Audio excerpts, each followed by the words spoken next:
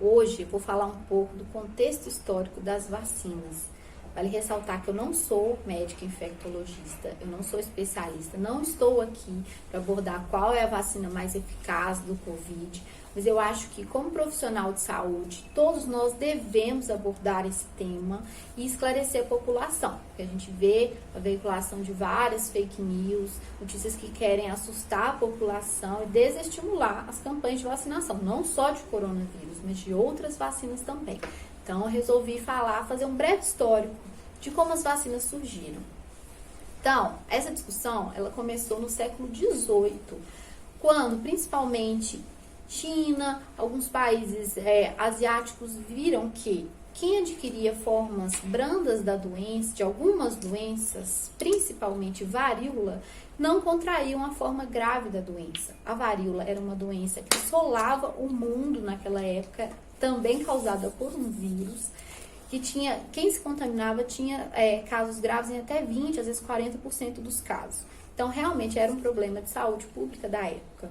Até que, em 1798, um médico inglês, um pesquisador inglês, Edward Jensen, ele liberou os resultados das suas pesquisas. O que esse médico observou? Que naquelas pessoas que trabalhavam diretamente com a ordenha de gado e que contraíam uma forma leve de varíola, que a gente chamava, que na época se chamava de varíola bovina, ou cowpox, essas pessoas não adquiriam a forma grave da varíola. Então, ele atribuiu isso ao quê? Será que existe alguma coisa? Se eu inocular aquela secreção na pessoa, ela vai ficar imune? Na época, ele fez algo que hoje em dia não seria aceitável de forma alguma pelos nossos comitês de ética. A gente sabe que pesquisas hoje em dia elas são extremamente controladas. Eu trabalho com pesquisa, a gente sabe que para você aprovar uma pesquisa, ela é submetida a vários critérios, então é tudo muito regulado, mas na época não existia isso. Então, o que ele fez? Ele inoculou a secreção de uma pessoa que estava doente com essa forma branda da varíola em um menininho de 8 anos. Esse menino adquiriu a doença de forma leve, mas ele se manteve protegido contra a forma grave da varíola. Então, na verdade, isso abre um leque muito grande para a gente de pesquisa nessa época. E outras instituições, então a Marinha Inglesa começou a preconizar essa questão da imunização, da vacinação, e eles perceberam que você, preparando seu sistema imunológico, tornando apto a combater aquela infecção, você não adquiriria, provavelmente, a forma grave daquela doença. De 1800 para cá, houve uma evolução enorme na fabricação de vacinas. Então, voltando ao contexto histórico, em 1956, a Organização Mundial de Saúde, que a gente sabe que atua, a gente tem visto a Organização Mundial de Saúde a todo tempo agora na televisão, mas é um órgão que foi criado no pós-guerra e atua até hoje. Então, em 1956, eles começaram a lançar essa campanha para tentar erradicar a varíola com a vacinação no mundo. E a gente sabe que hoje em dia a varíola foi erradicada, que é uma excelente notícia. Então, as vacinas são feitas para isso. Elas preparam o seu sistema imunológico para combater aquela doença, caso você entre em contato com aquele vírus ou aquela bactéria. Então, temos vacinação de várias doenças. A gente sabe, por exemplo, que um exemplo é o sarampo, que a gente teve a erradicação dessa doença, mas com esse movimento antivacina que tomou força nos últimos anos, a gente viu o retorno dessa doença, que é uma doença que assola as crianças.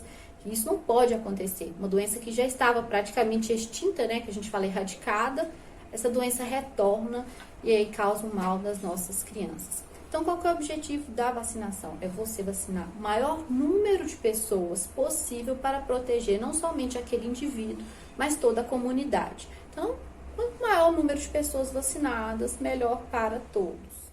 A gente sabe que existem vacinas fundamentais que mudaram o curso da nossa história, e a gente pode citar várias delas aqui. Então, igual eu falei, a varíola, poliomielite, a gente sabe, né, como era comum as crianças com paralisia infantil, foi uma doença também erradicada.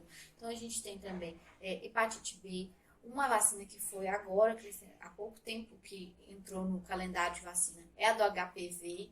A gente sabe, assim, né, como o câncer de colo de útero era prevalente na nossa população, uma doença realmente muito grave, e hoje em dia nossos adolescentes, crianças e adolescentes, têm a possibilidade de se imunizar.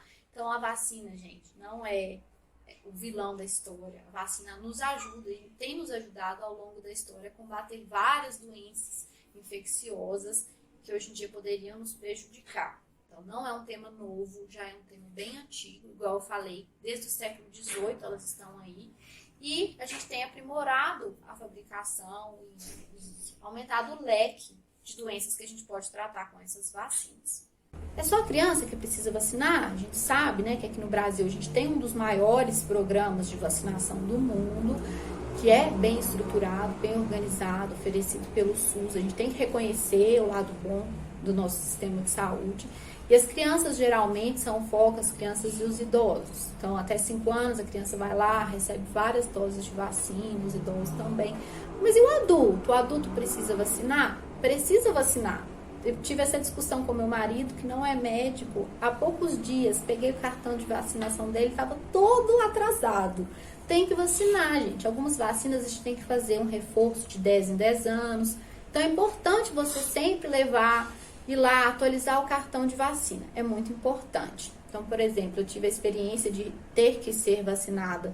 Eu tenho que vacinar frequentemente, porque eu trabalho com pacientes com a imunidade baixa, que são pacientes com câncer, mas eu tive que ir no posto de saúde agora, deve ter 2 meses, para vacinar as vacinas da gestação.